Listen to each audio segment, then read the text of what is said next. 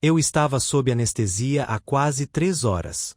Quando abri os olhos, o relógio na parede marcava 18h42, e eu estava sozinha. Ninguém me esperava na cadeira. Nenhum casaco jogado sobre o encosto. Nenhum buquê, nenhum cartão, nenhum filho.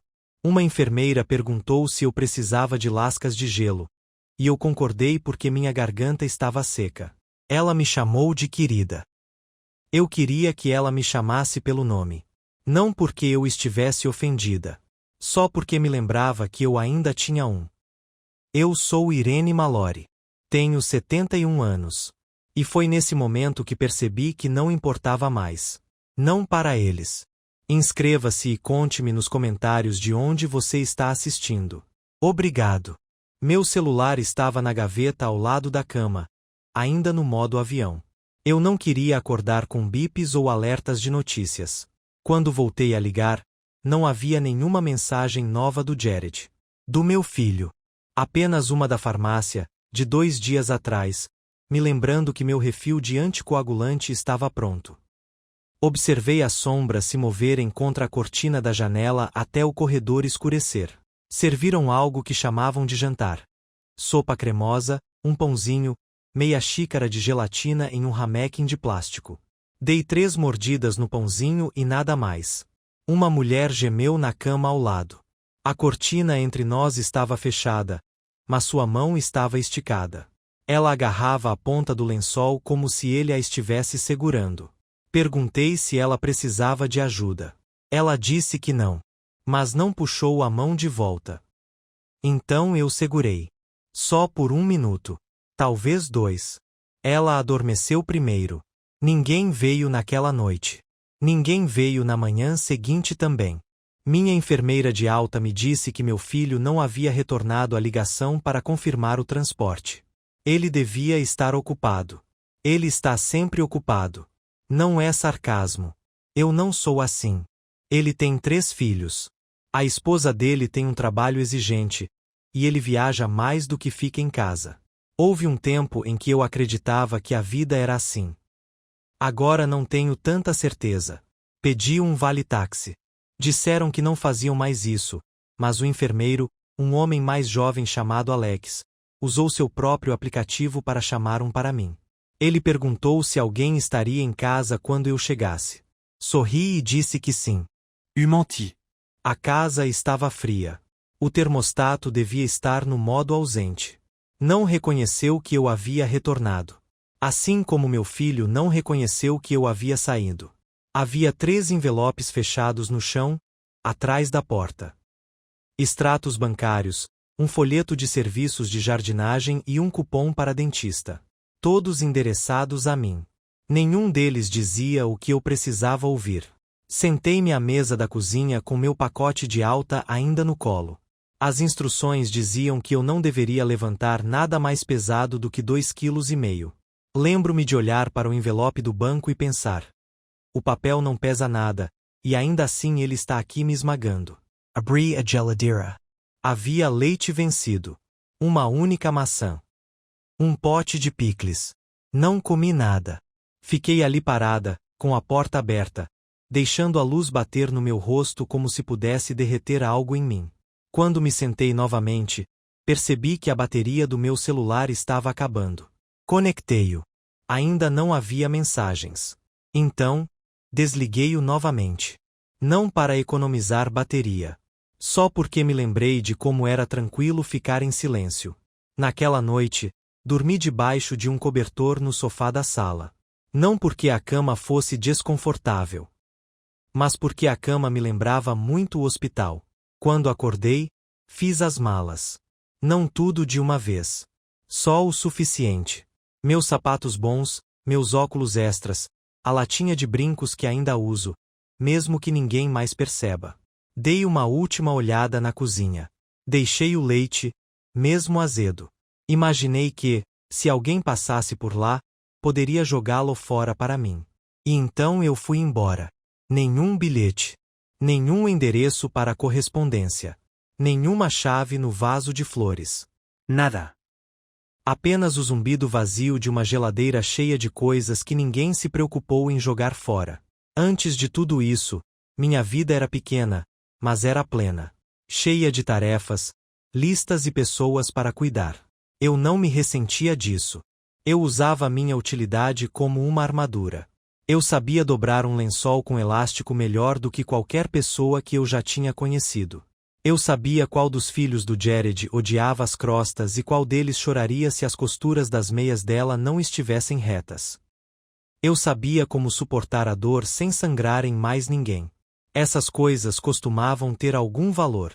Criei o Jared praticamente sozinha. O pai dele, Ray, foi embora quando ele tinha 7 anos. Consegui uma promoção em Denver e nunca mais olhei para trás. Não o persegui. Aprendi a me virar. Fiz turnos noturnos na farmácia. Limpava casas nos fins de semana. Costurei remendos nos joelhos e cotovelos até o tecido acabar. Eu disse ao Jared que ele podia fazer qualquer coisa se esforçasse. E ele se esforçou. Ele se esforçou para esquecer as partes de mim que não eram convenientes. Quando ele conseguiu o primeiro emprego na cidade, eu o ajudei a se mudar. Paguei o depósito de segurança, mesmo estando atrasada com minhas próprias contas. Lembro-me de estar naquele apartamento vazio, empilhando seus pratos no armário. Ele me agradeceu, me deu um beijo no rosto e saiu para encontrar amigos. Peguei o ônibus para casa de mãos vazias e um recibo de papel do caminhão de mudança na bolsa. Guardei-o durante todo o caminho para casa como prova de que eu tinha sido importante, pelo menos por um tempo. Quando ele se casou com a Mia, eu usei lilás. Ela disse que não queria ninguém de preto ou azul marinho. Eu não tinha nada lilás, mas encontrei um vestido em liquidação na Kohl's e o encurtei para esconder a bainha desfiada. O alfaiate me chamou de senhora 3 vezes em 5 minutos. Eu sorria todas as vezes, mesmo quando doía. No casamento, fiz um brinde. Disse que estava orgulhoso do Jared. Que ele havia se tornado um homem de bom coração e mão firme. Eu estava falando sério. Ele segurou a cintura da Mia com um braço e o microfone com o outro. Não me mencionou no discurso, mas tudo bem. Eu não esperava aplausos. Só um olhar já teria sido suficiente. Eles tiveram o primeiro filho 2 anos depois. Eu estava lá no hospital naquela época. Levei lasanha numa bandeja de alumínio, pensando que Mia ia querer algo de verdade para comer. Ela mal tirou os olhos do celular. Jared disse que eles estavam apenas cansados. Ele disse isso como se fosse um motivo, não uma decisão. Foi aí que tudo começou, eu acho. Os pequenos passos para longe de mim. Não aconteceu de forma barulhenta ou definitiva. Foi gradual, como ser apagado por uma mão trêmula. Um almoço cancelado aqui. Um aniversário esquecido ali. Continuei me adaptando. Encolhendo. Inventando desculpas para eles como eu costumava arrumar as camas. Eu morava a 10 minutos de distância, mas eles me visitavam como se eu estivesse do outro lado do país. Às vezes, deixavam as crianças em casa por 1 ou 2 horas. A Mia dizia que isso era um favor. Parei de dizer que não me importava, mesmo quando me importava. Eu guardava lanches no armário e sucos de caixinha na geladeira. Aprendi todos os personagens do YouTube e as regras de qualquer jogo novo que eles jogassem. Eu não queria ficar fora de sintonia. Não queria ser substituída. Dei uma procuração ao Jared quando completei 68 anos. Meu médico tinha sugerido. Ele disse que era bom ter alguém de confiança para cuidar das coisas caso algo acontecesse. Jared pareceu surpreso quando lhe entreguei os papéis. Ele perguntou se eu tinha certeza. Eu disse que sim. Naquela época, eu acreditava que papelada era uma promessa. Não sabia o quão fácil seria para alguém transformá-la em uma arma. Não no começo. Ano passado, quando caí da escada da varanda, chamaram de susto. Foi só isso que disseram. Só um susto. Mas me lembro de quanto tempo fiquei ali até que alguém me encontrasse. Lembro da terra fria nas minhas costas e dos pássaros correndo como se nada tivesse acontecido. Quando saí do hospital, havia um andador na porta da frente que eu não tinha pedido. Um cartão da Mia com um curativo de desenho animado na frente. E uma mensagem de voz do Jared me dizendo para ir com calma e não me preocupar. Então não me preocupei. Em vez disso, fiquei quieto. É assim que funciona. Você aprende a desaparecer educadamente. Aprende a não chorar ao ver seu próprio nome sumir de alguma coisa. Cartões de Natal. Mensagens em grupo. Planos de família. Aprende a sorrir quando alguém diz que simplesmente presumimos que você estaria ocupado. O pior foi que acreditei neles. Pensei que talvez eu tivesse me cansado demais. Talvez eu tivesse falado devagar demais. Talvez eles tivessem razão em me achar inconveniente. Mas então veio o hospital. E o silêncio. E a sopa sem sal. E algo em mim mudou. Não me quebrei. Não gritei. Mas parei de me explicar. Parei de esperar pelo pedido de desculpas que nunca veio. Em vez disso, comecei a observar. Percebi que meu nome aparecia cada vez menos em coisas. Verifiquei a correspondência e vi que a escritura da casa ainda estava em nossos nomes, meu e do Jared. Depois de termos depositado tudo em um fundo fiduciário, lembrei-me de que o consultor financeiro tinha dito que isso facilitaria as coisas. Menos burocracia. Menos drama. Mas agora, eu não tinha certeza a quem a fundação servia. Entrei na minha conta bancária e notei algo estranho. Apenas pequenos saques. Pagamentos automáticos que eu não havia configurado. Assinaturas que eu não reconheci. Anotei tudo. Não por raiva. Só por precaução. E esse foi o começo do fim. Ou talvez, só talvez, o meu começo. Não a mãe. Não o zelador. Não a convidada em sua própria casa. Só eu. Erin Mallory. Ainda estou aqui. Ainda inteira. E finalmente pronta para parar de me dobrar para me encaixar na vida deles. Não fui em busca da traição. Ela já estava lá, me esperando, como mofo sob a superfície de algo que já foi sólido. Apenas retirei a capa. Tudo começou com uma carta. Um envelope branco e fino enfiado no meio da correspondência indesejada. O endereço do remetente era uma empresa financeira da cidade. Quase o joguei fora. Pensei que fosse um anúncio. Mas meu nome estava escrito, digitado com cuidado, sem a inicial do meio. Foi assim que soube que não era um envio em massa. Jared sempre omite o meio. Era um aviso. Uma mudança de designação. O fundo fiduciário havia sido atualizado. Meus direitos haviam sido suspensos, aguardando nova avaliação médica. Essa era a redação. Tão calma. Tão clínica. Como se eu já tivesse saído do quarto e ninguém tivesse pensado em me avisar. Fiquei ali sentado com ele na mão por um bom tempo. Lendo e relendo. Sem entrar em pânico. Sem chorar. Apenas registrando. Como quando alguém diz algo horrível na mesa de jantar e você continua mastigando porque ninguém mais reagiu. Preparei um chá para mim. Do tipo que eu gostava. De folhas soltas. A chaleira demorou, e eu deixei. Observei a água turvar enquanto a despejava no coador. Minhas mãos não tremeram. Nem uma vez. Abri o laptop que Jared tinha me dado 2 natais atrás. Ele o chamou de A Prova de Futuro, embora já estivesse travando entre as abas. Entrei na conta de confiança com as credenciais que eu lembrava de ter configurado. Elas ainda funcionavam. No topo da página, dizia administrador, Jared Mallory. Costumava dizer nossos nomes. Agora, só o dele. Olhei a data da revisão. 3 meses atrás. 2 dias depois da minha queda. Eu ainda estava na cama do hospital quando ele trocou. Rolei a tela mais para frente e vi as mudanças. Dispersos automáticas. Ajustes nos contatos de emergência. Uma nota que dizia todas as decisões importantes serão adiadas para Jared até que a autorização médica seja recebida do médico responsável.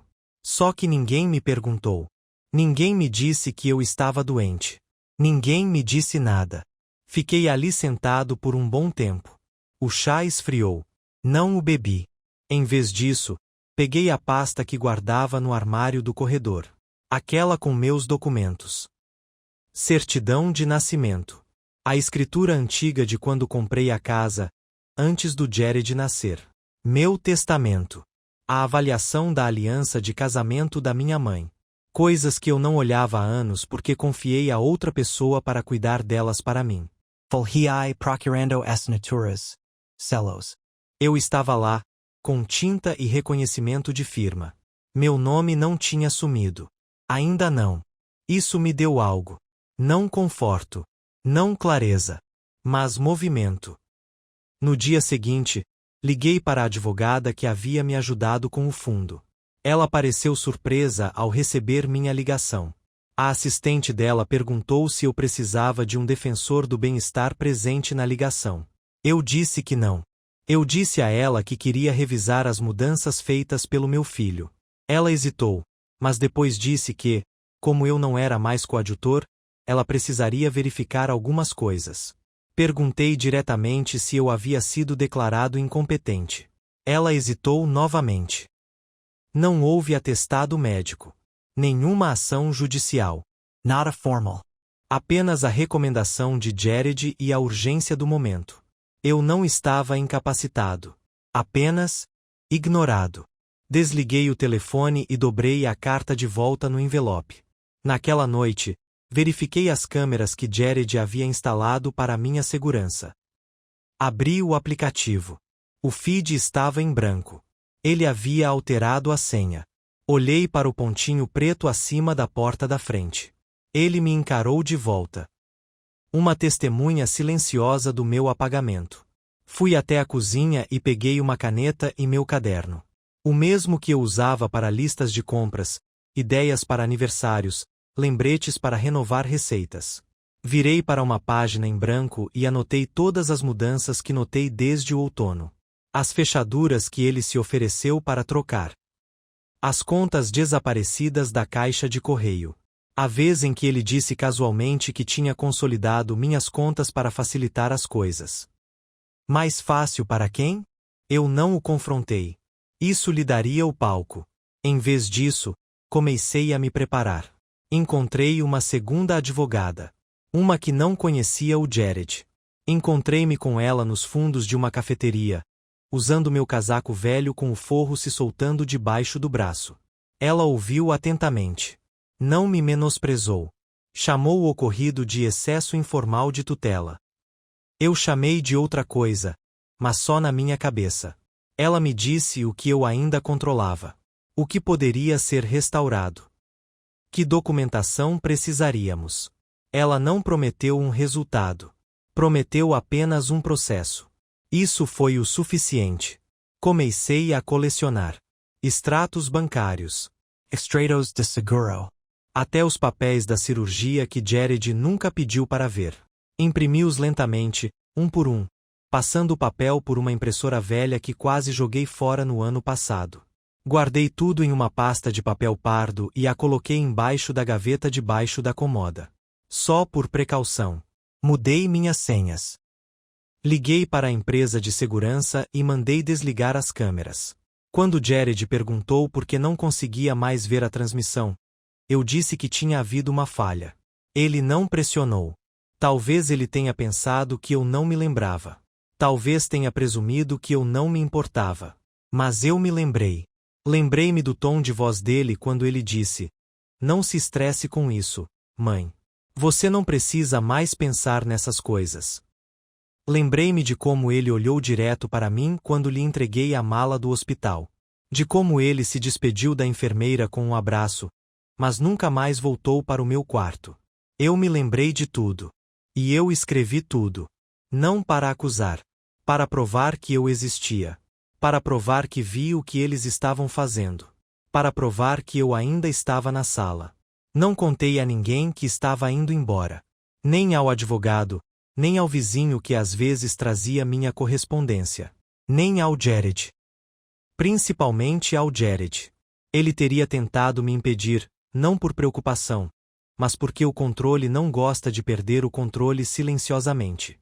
Na noite anterior, fiz uma sopa com o que me restava.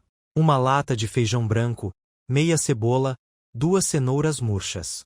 O gosto era insosso, mas estava quente e me deu algo em que me agarrar. Sentei-me com a tigela no colo e observei o relógio digital mudar os números. 11:57. 11:58. 11h59. Esperei pela meia-noite como se significasse alguma coisa. Queria sair limpa. Queria entrar no dia seguinte sem a sombra de ninguém. Arrumei 2 malas. Uma mala pequena com rodinhas que não funcionavam direito e minha velha bolsa de couro com o zíper quebrado. Dentro, coloquei a pasta de documentos, o caderno, meu molho extra de chaves, o anel da minha mãe e a velha fotografia minha com o Jared quando ele era pequeno. Aquela em que ele está agarrado à minha perna no zoológico, com as bochechas pegajosas de algodão doce. Guardei-a não porque precisasse da lembrança, mas porque ela me lembrava do que eu um dia estive disposta a viver para conquistar. Às 4h40, chamei um táxi. O motorista não fez perguntas.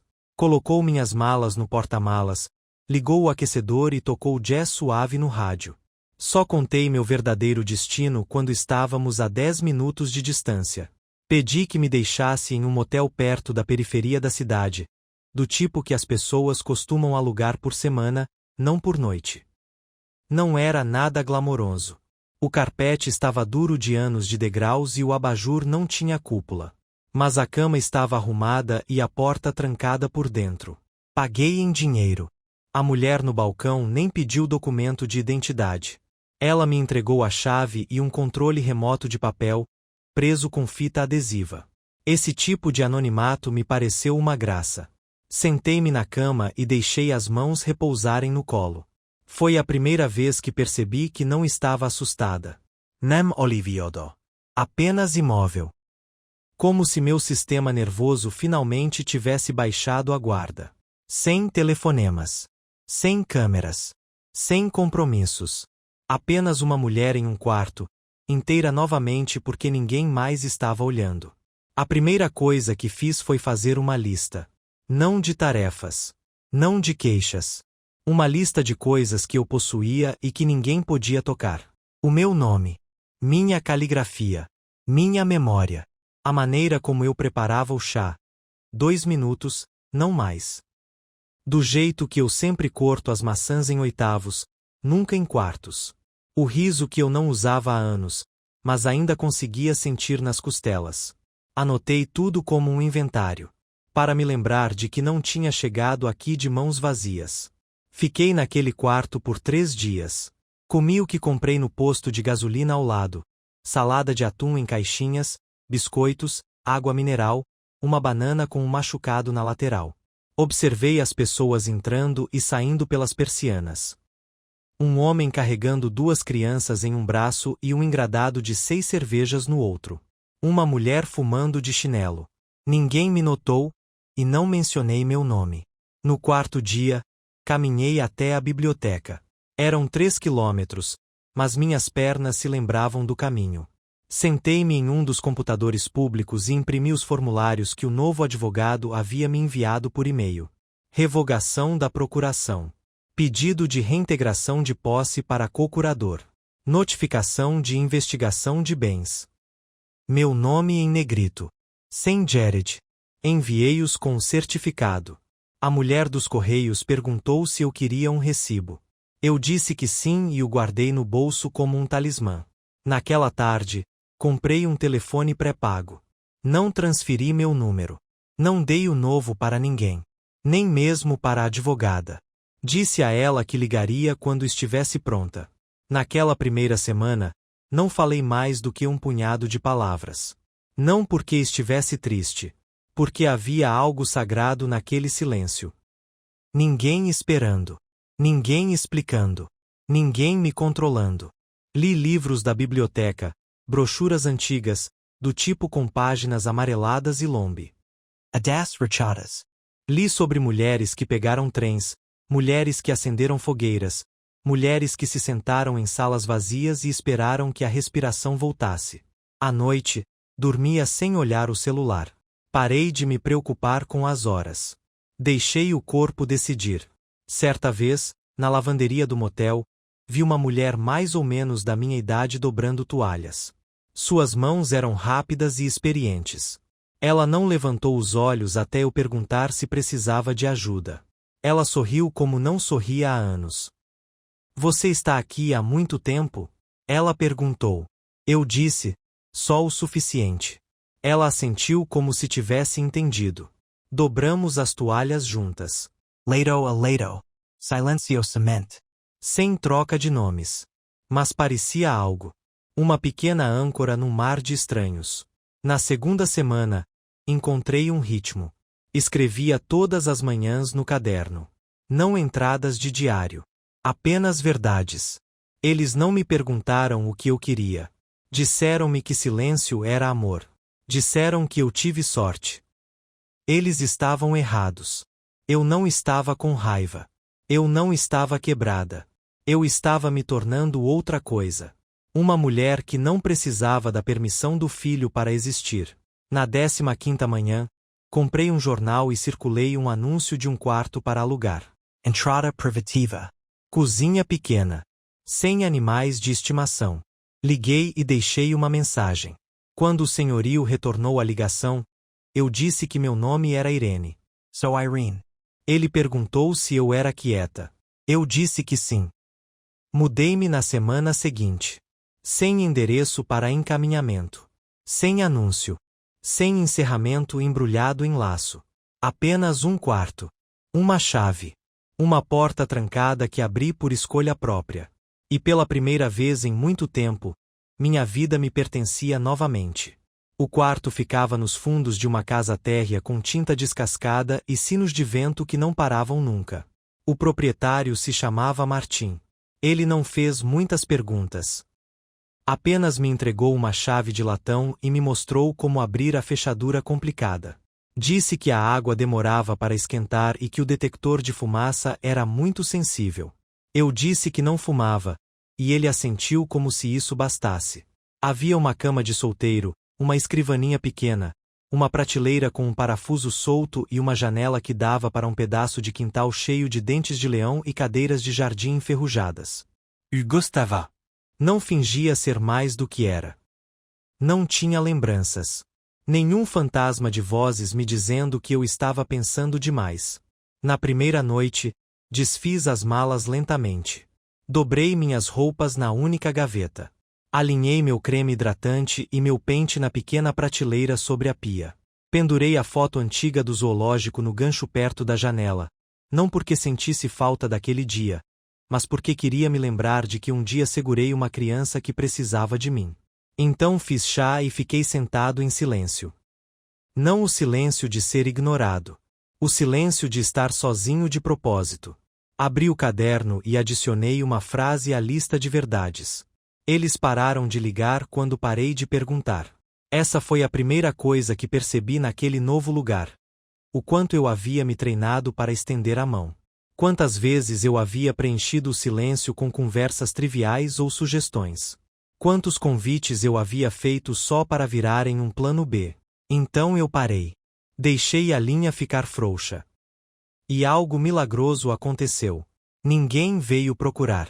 A caixa postal do meu antigo número ficou lotada. Nunca verifiquei. Não precisava ouvir eles se lembrando da minha existência apenas quando algo não saía como planejavam.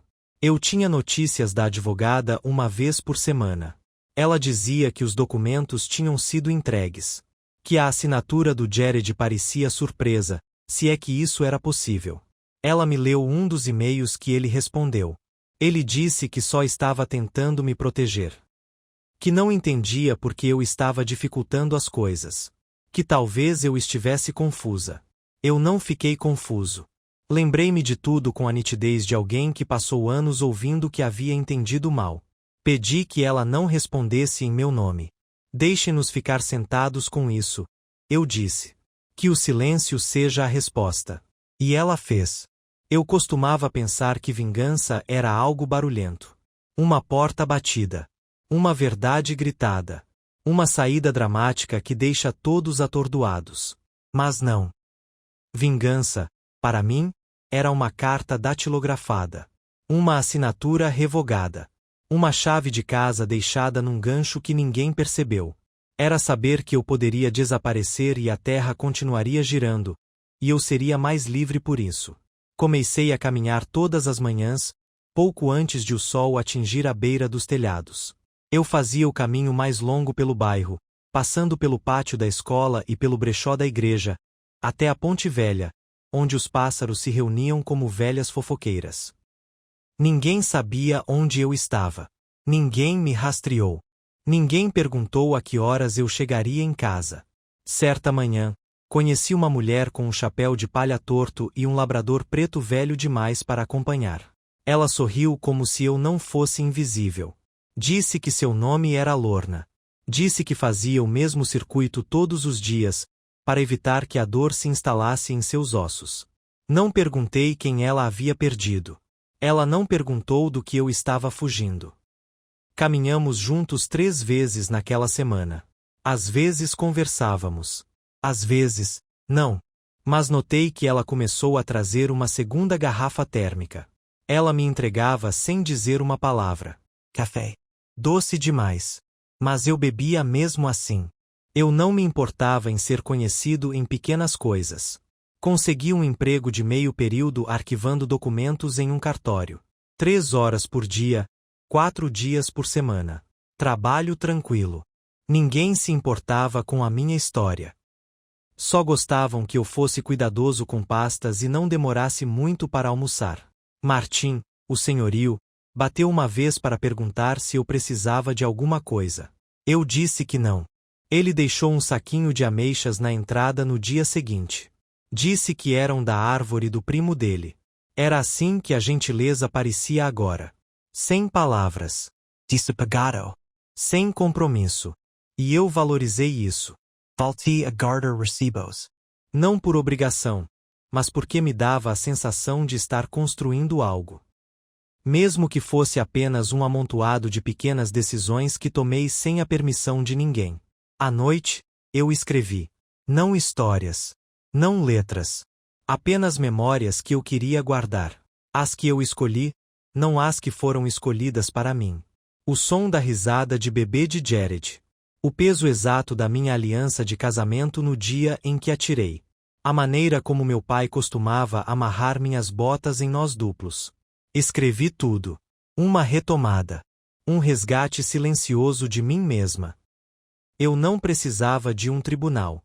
Eu não precisava de um pedido de desculpas.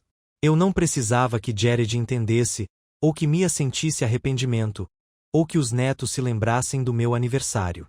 O que eu precisava já estava aqui. Uma luz através das persianas. Uma colher que só eu usei. Um nome que ninguém mais atendia. Meu.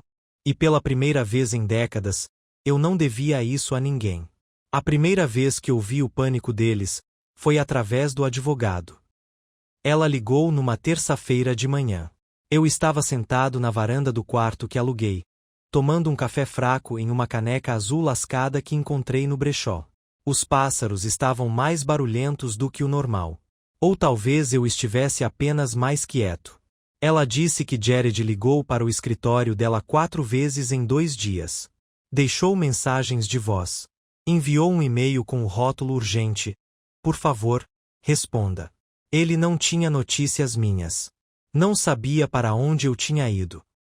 Estava preocupado.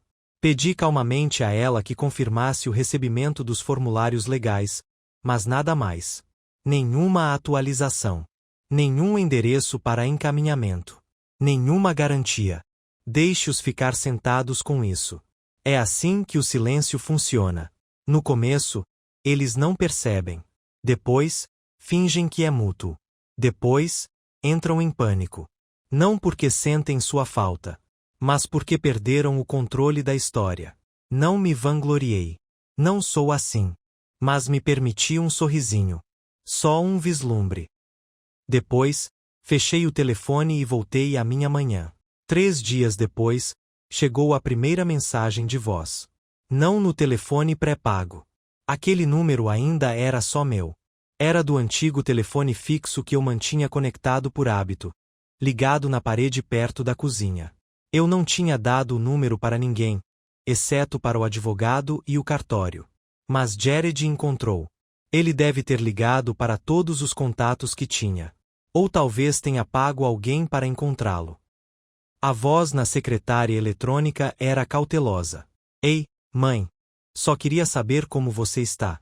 Nós, ficamos surpresos com os jornais. Não percebi que você estava se sentindo assim. ¿Podemos conversar? Me liga de volta quando receber isso. Sem desculpas. Apenas uma mudança. Não apaguei. Também não toquei de novo. No dia seguinte, bateram na porta. Não respondi. Espiei pela cortina e vi uma caixa de entrega no degrau. Flores. Tulipas cor-de-rosa em um vaso de vidro com um cartão dentro. Dizia, pensando em vocês. Vamos nos reconnectar. Jared e Mia. Deixei-as lá fora. Naquela noite, o vento derrubou o vaso. Deixei a água escorrer e as pétalas se espalharam pela varanda como uma trilha que ninguém seguiria. Mia enviou uma mensagem em seguida. Chegou pelo e-mail do cartório, um endereço que eu não usava para nada pessoal. O assunto era, estamos preocupados com você. Dizia que ela não entendia o que estava acontecendo, que as crianças tinham perguntado por mim. Que Jared só tinha feito as mudanças legais por preocupação, não por desrespeito. Que era difícil ser responsável pela segurança de outra pessoa. Eu li uma vez. Então eu deletei. Eles estavam se desfazendo. É o que as pessoas fazem quando a pessoa em torno da qual construíram sua história para de colaborar. Elas reescrevem. Elas recuam. Elas buscam uma versão de você que retorne ao conforto da submissão. Mas eu não era mais ela. E eu não estava desaparecido. Eu estava exatamente onde eu tinha escolhido estar. Tentaram ligar de novo, números diferentes, tons diferentes. Uma mensagem do Jared foi curta e formal. Outra foi emotiva, quase chorosa. A última foi na defensiva. Ele disse que não conseguia acreditar que eu iria embora sem uma conversa. Que ele só estava tentando se adiantar. Foi essa frase que ficou comigo. Antecipe-se às coisas. Era isso que eu tinha me tornado para ele. Uma coisa. Uma tarefa. Uma linha numa lista de verificação que ele queria controlar antes que eu me tornasse um incômodo. Não é mãe. Não uma mulher com opinião própria. Apenas um obstáculo a ser gerenciado. As chamadas diminuíram depois disso. Talvez pensassem que eu estava doente. Ou confusa. Ou sendo manipulada. Ou talvez, no fundo, eles soubessem exatamente o que tinham feito. As pessoas sempre sabem. Elas só esperam que você esqueça antes que elas sejam questionadas. Martim, o senhorio, nunca perguntava de quem eram todas as mensagens. Às vezes, ele ouvia o telefone tocando pela janela. Certa vez, passou por mim na varanda e disse: muitas pessoas esquecem que nenhuma resposta é uma resposta. Assente. Só isso. Continuei com a minha vida tranquila. Arquivando papéis. Passeando com Lorna e seu cachorro. Bebendo café muito doce da sua segunda garrafa térmica. Uma noite, perguntei se ela tinha filhos. Ela olhou para a calçada e disse: tinha um. Perdi-o. Não para a morte. Para a distância. Eu entendi. Não falamos mais nada até chegarmos ao fim do quarteirão. Algumas tristezas só são seguras no silêncio. Naquele fim de semana, recebi uma carta registrada. A letra do Jared no envelope. Dentro, havia uma página datilografada. Ele disse que sentia muito por eu ter me sentido magoada. Que queria consertar as coisas. Que sentia minha falta. Que as crianças sentiam minha falta. Ele não disse que estava errado. Ele não se ofereceu para desfazer o que havia feito. Ele só queria ter acesso novamente. Suavemente. Silenciosamente. Como se pudesse simplesmente bater e me fazer abrir a porta com uma toalha na mão. Sopa no fogão, os anos varridos para debaixo do tapete. Dobrei a carta ao meio e a coloquei no caderno. Escrevi uma frase abaixo. Sentir minha falta e me respeitar não são a mesma coisa. Naquela noite, queimei as tulipas. Eles haviam secado em uma curva, quebradiços e curvados como cabeças em prece. Acendi um fósforo e os observei escurecerem em uma bandeja de lata do lado de fora da escada dos fundos. A chama não se alastrou. Apenas sussurrou. Isso foi o suficiente. O quarto que aluguei era silencioso nas primeiras horas da manhã, exatamente como eu gostava. As paredes não guardavam lembranças. Esse era o presente. Nada ali me lembrava de quem eu costumava ser. Não me sussurrava tarefas domésticas. Não trazia ecos de porta se abrindo para outra pessoa, ou o som distante de um micro-ondas no corredor quando Jared costumava visitar, na época em que visitar significava alguma coisa. Comecei a chamá-lo de meu lugar. Não o quarto. Não o aluguel. Apenas meu lugar. Pequeno, sim. O aquecedor de água reclamava e o chão rangia quando eu me virava na cama. Mas era meu. Inteiramente. Sem título compartilhado. Sem co-síndico. Na primeira semana de setembro, comecei a trabalhar como voluntária na biblioteca 2 tardes por semana. Principalmente revisando devoluções de livros e organizando vitrines. A bibliotecária-chefe, uma mulher com lentes grossas e sapatos macios, perguntou se eu tinha alguma referência. Contei a ela que havia criado um filho, administrado uma casa e sobrevivido a uma queda que mudou tudo. Ela disse que isso já era o suficiente. Lá, encontrei novas rotinas. Descobri como era relaxante recolocar os livros no lugar. Ficção em ficção. Biografia em biografia. A ordem das coisas era um conforto. E ninguém me interrompeu. Ninguém redirecionou minha mão ou ficou parado para ver se eu estava fazendo errado. Às vezes, as crianças entravam, barulhentas e cheias de perguntas. Uma menininha com franja torta perguntou se eu era avó. Eu disse, não para você, mas fico feliz que tenha perguntado. Ela riu e me disse que seu nome era Ruby. O nome combinava com ela, inteligente, pequena e determinada a brilhar mesmo no silêncio. Toda quinta-feira, ela vinha com o irmão mais velho. Ele mal falava, mas ela sempre me encontrava. Ela segurava livros para eu folhear com os olhos, como se eu fosse o decisor de todas as boas histórias. Às vezes, eu lia uma página com ela. Não porque sentisse falta de alguém, mas porque eu gostava da liberdade que ela tinha em confiar em um estranho. A paz em ser conhecido por alguém que não quer nada de você. Foi isso que Ruby me deu. Uma espécie de crença tácita de que eu importava só por estar onde estava.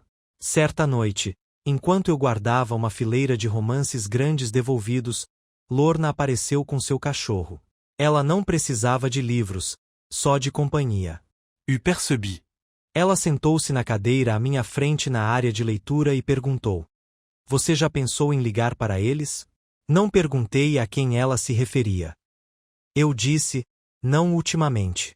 Nem em sonhos. Ela assentiu e deu um tapinha na cabeça do cachorro. Isso é alguma coisa, não é? Era. Passar da ânsia pela própria voz a não notar sua ausência. Essa foi a lenta dádiva do tempo. Eles não ligaram mais durante semanas. Nenhuma carta. Nenhum e-mail. O silêncio se prolongou, mas não de forma punitiva. Parecia o espaço depois de uma longa respiração presa. Expiraco. O desapego. Comecei a economizar para pequenas coisas. Não para emergências. Para prazeres. Uma chaleira nova que não vazasse pelo bico. Um travesseiro melhor. Um par de tênis de caminhada que não cortasse meu calcanhar. Toda vez que comprava algo só para mim, anotava no caderno. 12 de setembro. Earl Grey em lata de metal. Não está em promoção. Mesmo assim, comprei. 14 de setembro. Fronha azul de brechó. Sem manchas. Mexa como nevoa. Ninguém viu a lista. Mas importava. Certa tarde, voltando da biblioteca, passei por uma venda de garagem. Vasos velhos, ferramentas de jardinagem, uma caixa de livros de receitas. Hurry. Não porque precisasse de alguma coisa, mas porque o ar estava quente e eu não tinha mais para onde ir. Peguei uma cópia manchada de Dominando a Arte da Culinária Francesa. A lombada estava rachada. Páginas dobradas nos cantos. Dentro, alguém havia escrito anotações nas margens. Trocas, melhorias, julgamentos discretos em letra cursiva inclinada. Uma vida entre as linhas. Comprei por $2. Não para cozinhar com ele. Só para guardar o testemunho de alguém que um dia foi preciso e esperançoso. De volta ao meu apartamento, sentei-me na cama com o livro no colo. A luz vinha do oeste, suave e longa. Abri em uma página sobre coca au vin. O bilhete ao lado dizia: não deixe de lado as cebolas peroladas. Elas fazem a diferença no prato. Copiei isso no meu caderno. Não deixe de lado as cebolas peroladas. Elas fazem a diferença no prato. Não importava se eu conseguisse. A linha ficou comigo. Naquela noite, preparei macarrão com manteiga e ervas. Nada especial. Só morno. Comi devagar. Saboreai. Cada pedaço era meu. Não compartilhado. Não apressado. Não comido sobre a pia enquanto dobrava a roupa de outra pessoa. Depois do jantar, apaguei as luzes e sentei-me no silêncio. Não há televisão. Não há telefone. Só eu, respirando. Em algum lugar, Jared e Mia provavelmente estavam assistindo ao próprio programa, passando por suas próprias rotinas, talvez mencionando meu nome como se fosse uma pergunta que ninguém havia respondido. Mas eu não precisava mais da resposta. Eu tinha o meu lugar. Meus passeios de quinta-feira. Meus livros usados. Uma criança que me procurava na biblioteca como se eu fosse um farol. Uma amiga que nunca me pediu para explicar minha dor. Eles tinham levado muito, mas não tinham levado o meu. Essa foi a diferença. E eu estava aprendendo, a cada hora, a cada silêncio, como viver à luz do que restava. Era outubro quando a carta chegou. Envelope grosso. Meu nome escrito à mão com tinta azul. Eu conhecia a letra antes mesmo de tocar. A do Jared, de quando ele era pequeno e costumava me deixar bilhetes na geladeira. Fui para a casa do Jason. Não espere acordado.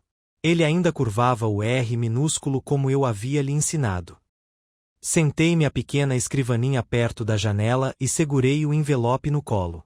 Não o abri imediatamente. Esperei até o chá ficar em infusão, até o céu ficar cinzento naquele início de noite. Eu precisava do silêncio para me abraçar. Quando finalmente abri, o papel lá dentro era pesado. 3 páginas, dobradas com capricho. Não li todas de uma vez. Li o primeiro parágrafo e depois o larguei. Peguei-o de novo. Larguei. Levei 1 hora para terminar. Ele disse que não entendia por que eu fui embora. Ele disse que pareceu repentino. Ele disse que eu deveria ter falado com ele. Ele disse que sentia muito se ele tinha feito qualquer coisa para me fazer sentir apagada. Essa palavra. Se. Como se a traição fosse uma ideia minha. O mal-entendido. Algo que pudesse ser amenizado com um jantar em família e um pedido de desculpas formal. Ele me disse que Mia queria me ver. Que as crianças estavam fazendo perguntas. Que a mais nova tinha feito um desenho meu com um balão vermelho e colado na geladeira. Ele disse que sentiram minha falta. Ele disse que eu seria bem-vindo de volta a qualquer momento. Bem-vindo de volta. Como se eu tivesse saído de férias. Como se eu tivesse vagado por aí, e agora fosse hora de voltar para casa. Mas eles deixaram claro. A casa era só minha enquanto eu não pedisse nada. Contanto que eu fizesse a minha parte. Cuidasse das cria. Eu estava sob anestesia há quase 3 horas. Quando abri os olhos, o relógio na parede marcava 18h42, e eu estava sozinha. Ninguém me esperava na cadeira. Nenhum casaco jogado sobre o encosto. Nenhum buquê, nenhum cartão, nenhum filho. Uma enfermeira perguntou se eu precisava de lascas de gelo, e eu concordei porque minha garganta estava seca. Ela me chamou de querida. Eu queria que ela me chamasse pelo nome. Não porque eu estivesse ofendida. Só porque me lembrava que eu ainda tinha um. Eu sou Irene Mallory. Tenho 71 anos. E foi nesse momento que percebi que não importava mais. Não para eles. Inscreva-se e conte-me nos comentários de onde você está assistindo. Obrigado. Meu celular estava na gaveta ao lado da cama, ainda no modo avião. Eu não queria acordar com bips ou alertas de notícias.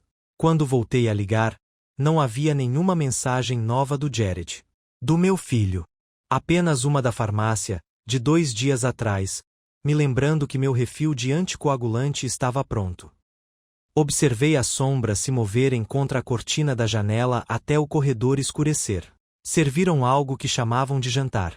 Sopa cremosa, um pãozinho, meia xícara de gelatina em um ramequim de plástico. Dei 3 mordidas no pãozinho e nada mais. Uma mulher gemeu na cama ao lado.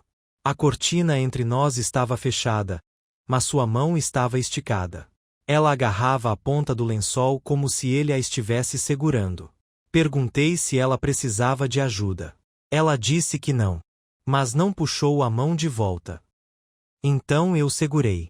Só por 1 minuto. Talvez 2. Ela adormeceu primeiro. Ninguém veio naquela noite. Ninguém veio na manhã seguinte também. Minha enfermeira de alta me disse que meu filho não havia retornado à ligação para confirmar o transporte. Ele devia estar ocupado. Ele está sempre ocupado. Não é sarcasmo. Eu não sou assim. Ele tem 3 filhos. A esposa dele tem um trabalho exigente, e ele viaja mais do que fica em casa. Houve um tempo em que eu acreditava que a vida era assim. Agora não tenho tanta certeza. Pedi um vale-táxi. Disseram que não faziam mais isso, mas o enfermeiro, um homem mais jovem chamado Alex, usou seu próprio aplicativo para chamar um para mim. Ele perguntou se alguém estaria em casa quando eu chegasse. Sorri e disse que sim. Eu menti. A casa estava fria. O termostato devia estar no modo ausente. Não reconheceu que eu havia retornado. Assim como meu filho não reconheceu que eu havia saído. Havia 3 envelopes fechados no chão, atrás da porta. Extratos bancários, um folheto de serviços de jardinagem e um cupom para dentista. Todos endereçados a mim. Nenhum deles dizia o que eu precisava ouvir. Sentei-me à mesa da cozinha com meu pacote de alta ainda no colo. As instruções diziam que eu não deveria levantar nada mais pesado do que 2,5 kg. Lembro-me de olhar para o envelope do banco e pensar: o papel não pesa nada, e ainda assim ele está aqui me esmagando. Abri a geladeira. Havia leite vencido. Uma única maçã. Um pote de picles. Não comi nada. Fiquei ali parada, com a porta aberta, deixando a luz bater no meu rosto como se pudesse derreter algo em mim. Quando me sentei novamente, percebi que a bateria do meu celular estava acabando. Conectei-o. Ainda não havia mensagens. Então, desliguei-o novamente. Não para economizar bateria.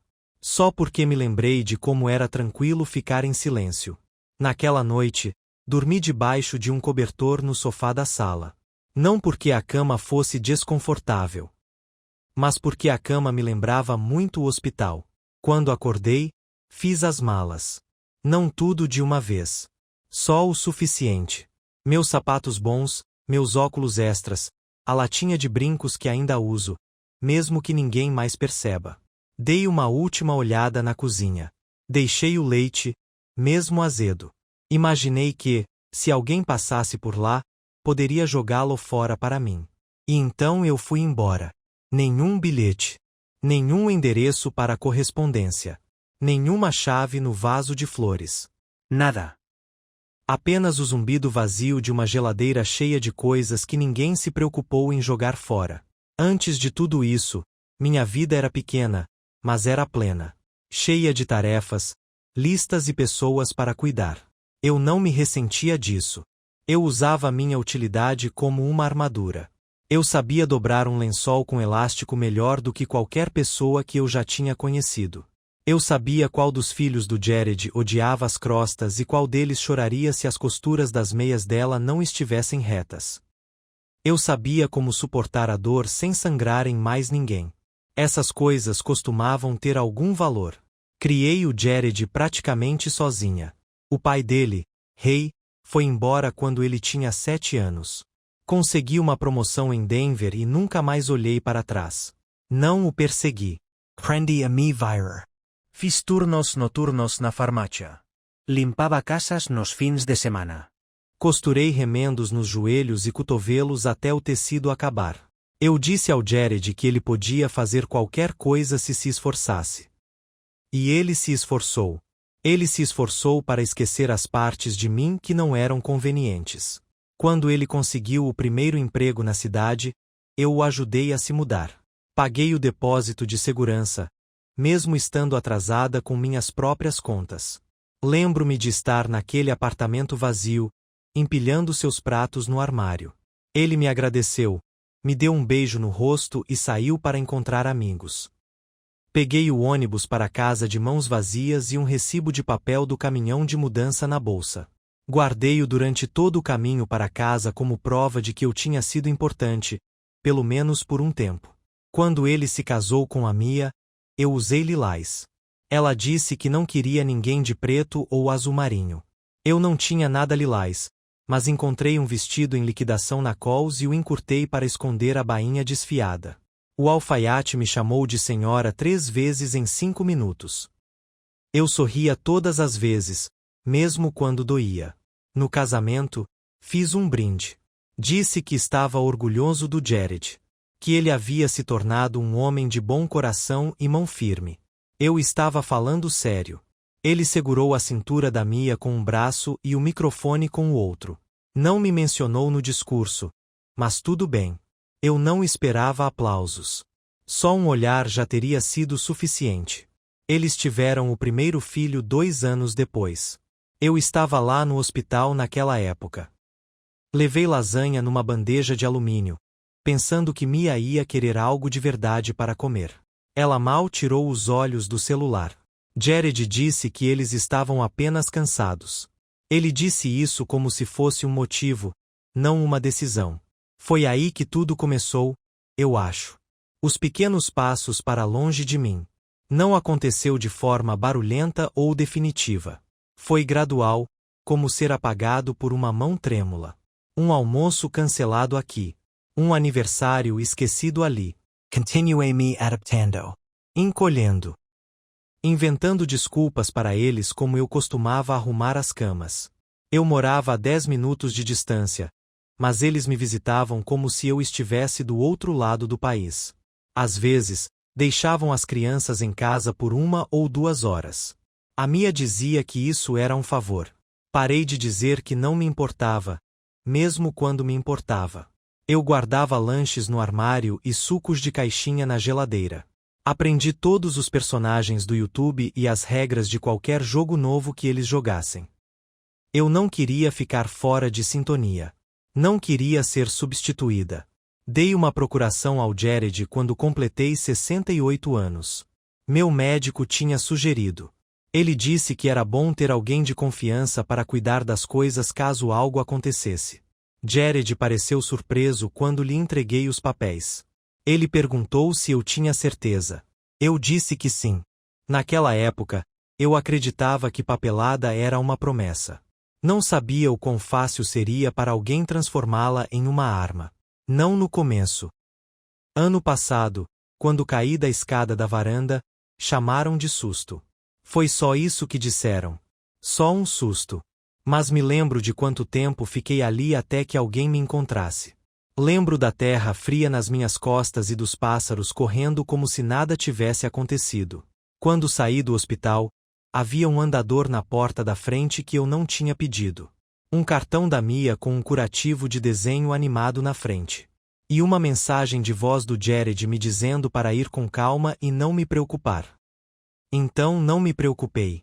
Em vez disso, fiquei quieto. É assim que funciona. Você aprende a desaparecer educadamente. Aprende a não chorar ao ver seu próprio nome sumir de alguma coisa. Cartões de Natal. Mensagens em grupo. Planos de família. Aprende a sorrir quando alguém diz que simplesmente presumimos que você estaria ocupado. O pior foi que acreditei neles. Pensei que talvez eu tivesse me cansado demais. Talvez eu tivesse falado devagar demais. Talvez eles tivessem razão em me achar inconveniente. Mas então veio o hospital. E o silêncio. E a sopa sem sal. E algo em mim mudou. Não me quebrei. Não gritei. Mas parei de me explicar. Parei de esperar pelo pedido de desculpas que nunca veio. Em vez disso, Comecei a observar.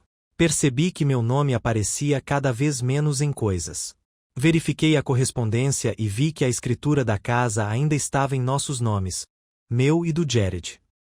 Depois de termos depositado tudo em um fundo fiduciário, lembrei-me de que o consultor financeiro tinha dito que isso facilitaria as coisas. Menos burocracia. Menos drama. Mas agora, eu não tinha certeza a quem a fundação servia. Entrei na minha conta bancária e notei algo estranho. Apenas pequenos saques. Pagamentos automáticos que eu não havia configurado. Assinaturas que eu não reconheci. Anotei tudo. Não por raiva. Só por precaução. E esse foi o começo do fim. Ou talvez, só talvez, o meu começo. Não a mãe. Não o zelador. Não a convidada em sua própria casa. Só eu. Irene Mallory. Ainda estou aqui. Ainda inteira. E finalmente pronta para parar de me dobrar para me encaixar na vida deles. Não fui em busca da traição. Ela já estava lá, me esperando, como mofo sob a superfície de algo que já foi sólido. Apenas retirei a capa. Tudo começou com uma carta. Um envelope branco e fino enfiado no meio da correspondência indesejada. O endereço do remetente era uma empresa financeira da cidade. Quase o joguei fora. Pensei que fosse um anúncio. Mas meu nome estava escrito, digitado com cuidado, sem a inicial do meio. Foi assim que soube que não era um envio em massa. Jared Semper Amite Omeo. Era um aviso. Uma mudança de designação. O fundo fiduciário havia sido atualizado. Meus direitos haviam sido suspensos, aguardando nova avaliação médica. Essa era a redação. Tão calma. Tão clínica. Como se eu já tivesse saído do quarto e ninguém tivesse pensado em me avisar. Fiquei ali sentado com ele na mão por um bom tempo. Lendo e relendo. Sem entrar em pânico. Sem chorar. Apenas registrando. Como quando alguém diz algo horrível na mesa de jantar e você continua mastigando porque ninguém mais reagiu. Preparei um chá para mim. Do tipo que eu gostava. De folhas soltas. A chaleira demorou, e eu deixei. Observei a água turvar enquanto a despejava no coador. Minhas mãos não tremeram. Nem uma vez. Abri o laptop que Jared tinha me dado 2 natais atrás. Ele o chamou de A Prova de Futuro, embora já estivesse travando entre as abas. Entrei na conta de confiança com as credenciais que eu lembrava de ter configurado. Elas ainda funcionavam. No topo da página, dizia administrador, Jared Mallory. Costumava dizer nossos nomes. Agora, só o dele. Olhei a data da revisão. 3 meses atrás. 2 dias depois da minha queda. Eu ainda estava na cama do hospital quando ele trocou. Rolei a tela mais para frente e vi as mudanças. Dispersos automáticas. Ajustes nos contatos de emergência. Uma nota que dizia todas as decisões importantes serão adiadas para Jared até que a autorização médica seja recebida do médico responsável. Só que ninguém me perguntou. Ninguém me disse que eu estava doente. Ninguém me disse nada. Fiquei ali sentado por um bom tempo. O chá esfriou. Não o bebi. Em vez disso, peguei a pasta que guardava no armário do corredor. Aquela com meus documentos. Certidão de nascimento. A escritura antiga de quando comprei a casa, antes do Jared nascer. Meu testamento. A avaliação da aliança de casamento da minha mãe. Coisas que eu não olhava há anos porque confiei a outra pessoa para cuidar delas para mim. Folheei, procurando assinaturas, selos. Eu estava lá, com tinta e reconhecimento de firma. Meu nome não tinha sumido. Ainda não. Isso me deu algo. Não conforto. Não clareza. Mas movimento. No dia seguinte, liguei para a advogada que havia me ajudado com o fundo. Ela pareceu surpresa ao receber minha ligação.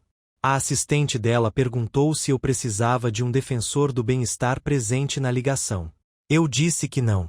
Eu disse a ela que queria revisar as mudanças feitas pelo meu filho. Ela hesitou, mas depois disse que, como eu não era mais coadjutor, ela precisaria verificar algumas coisas. Perguntei diretamente se eu havia sido declarado incompetente. Ela hesitou novamente. Não houve atestado médico. Nenhuma ação judicial. Nada formal.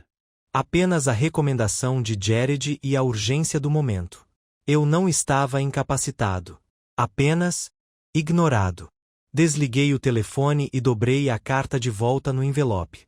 Naquela noite, verifiquei as câmeras que Jared havia instalado para minha segurança.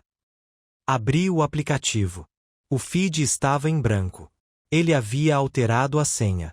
Olhei para o pontinho preto acima da porta da frente. Ele me encarou de volta. Uma testemunha silenciosa do meu apagamento. Fui até a cozinha e peguei uma caneta e meu caderno. O mesmo que eu usava para listas de compras, ideias para aniversários, lembretes para renovar receitas. Virei para uma página em branco e anotei todas as mudanças que notei desde o outono. As fechaduras que ele se ofereceu para trocar. As contas desaparecidas da caixa de correio. A vez em que ele disse casualmente que tinha consolidado minhas contas para facilitar as coisas. Mais fácil para quem? Eu não o confrontei. Isso lhe daria o palco.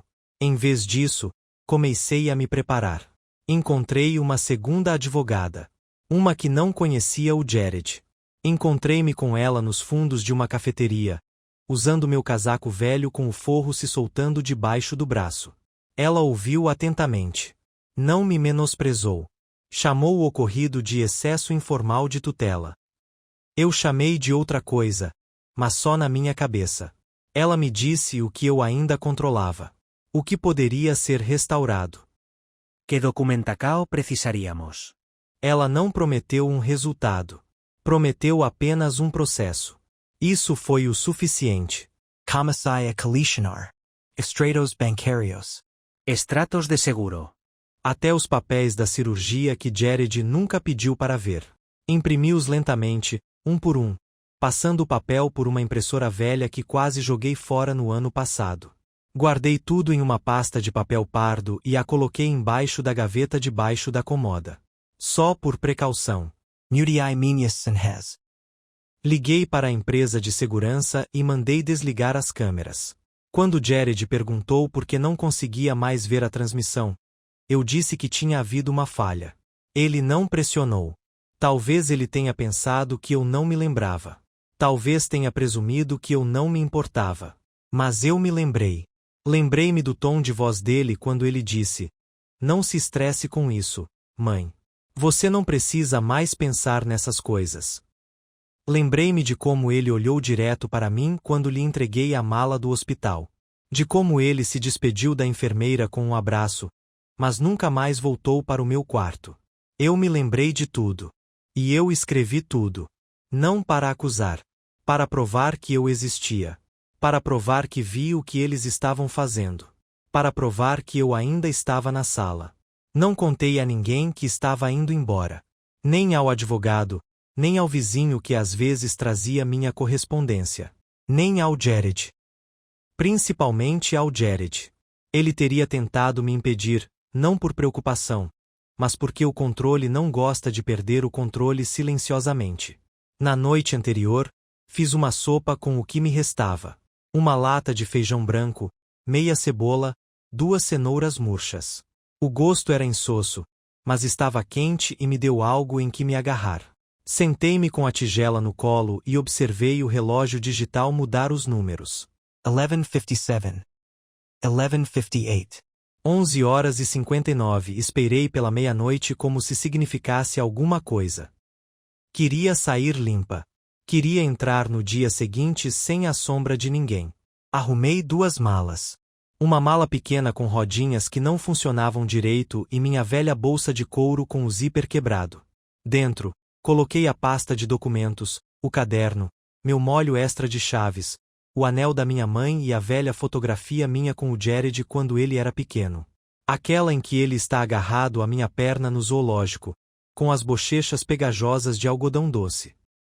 Guardei-a não porque precisasse da lembrança, mas porque ela me lembrava do que eu um dia estive disposta a viver para conquistar. Às 4h40, chamei um táxi. O motorista não fez perguntas. Colocou minhas malas no porta-malas, ligou o aquecedor e tocou jazz suave no rádio. Só contei meu verdadeiro destino quando estávamos a 10 minutos de distância. Pedi que me deixasse em um motel perto da periferia da cidade, do tipo que as pessoas costumam alugar por semana, não por noite. Não era nada glamouroso. O carpete estava duro de anos de degraus e o abajur não tinha cúpula. Mas a cama estava arrumada e a porta trancada por dentro. Paguei em dinheiro. A mulher no balcão nem pediu documento de identidade. Ela me entregou a chave e um controle remoto de papel, preso com fita adesiva. Esse tipo de anonimato me pareceu uma graça. Sentei-me na cama e deixei as mãos repousarem no colo.